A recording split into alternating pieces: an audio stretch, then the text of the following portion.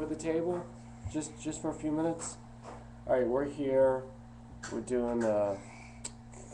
Thank you for the light. We're doing a video about the news events today. There was rioting in several places in the world, most notably London, since it's such a stable imperial center. And oh my goodness, they're going into instability, and yeah, there's a lot of people there that aren't happy. There's some new protests, not so new, but now it's becoming more of the news. What's going on in Israel, the rallies, the activism that's taking place over there. The government's really falling apart. The economy is falling apart. It's unstable.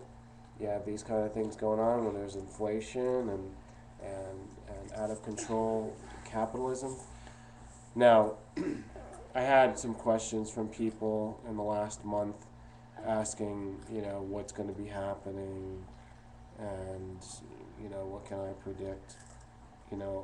My personal opinion, for as much as I've had to say on these videos and in books and different websites that I have, basically leads me to think that the world's going into instability because of the first phase now of this globalization, the New World Order, under whatever global elite Illuminati you can imagine or have nightmares about.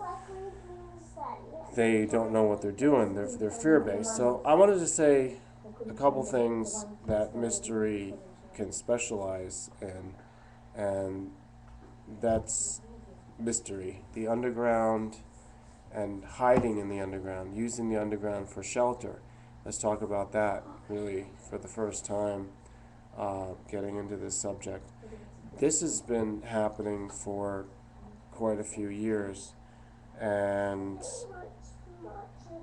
why are they doing this? Why is the government creating shelters and bunkers and this and that for the upcoming disaster, the major crisis that they are foreseeing, or that they are calculating could happen?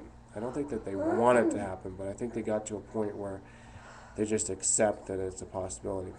Now, this started a long time ago, this type of mentality of the government, and I think it started even before World War II with Hitler and Stalin and Lenin and Mussolini and all the powers that were in conflict at that time. So we're talking at least 60 to 70 years of the mentality taking over the global government and the global elite. And we have to realize it's totally fear-based. Is it the solution? Is it reasonable? Is it something that we should look up to or dwell on? No. Just understand that it's fear-based. These people are going to lose. They're going to be epic losers. They're going to be laughed at. They're going to be written down in the history that we're going to have.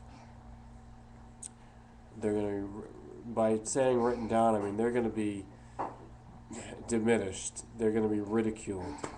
That's what's happening right now. So anybody who's planning these things out is just throwing their money at a problem because they are completely paranoid. And that's what causes all these events to be triggered in the world, like 9/11, and well, that's the most symbolic event that we all can relate to. This is the reigning paradigm as the destruction begins. The destruction of the way of the world that exists with the The matrix, the internet, the electrical grid, the global market, the multinational corporations. This is the process of the destruction of it all. So that's what I'm predicting. As you can see, what's going on, the trends, the news. Okay, not very shocked at all by it. And what am I going to do? I'm not going to suffer from it because I'm not attached to it. It's not going to drag me down. I've got a totally other paradigm that I'm a part of, and that's what's coming to life. That's the real deal.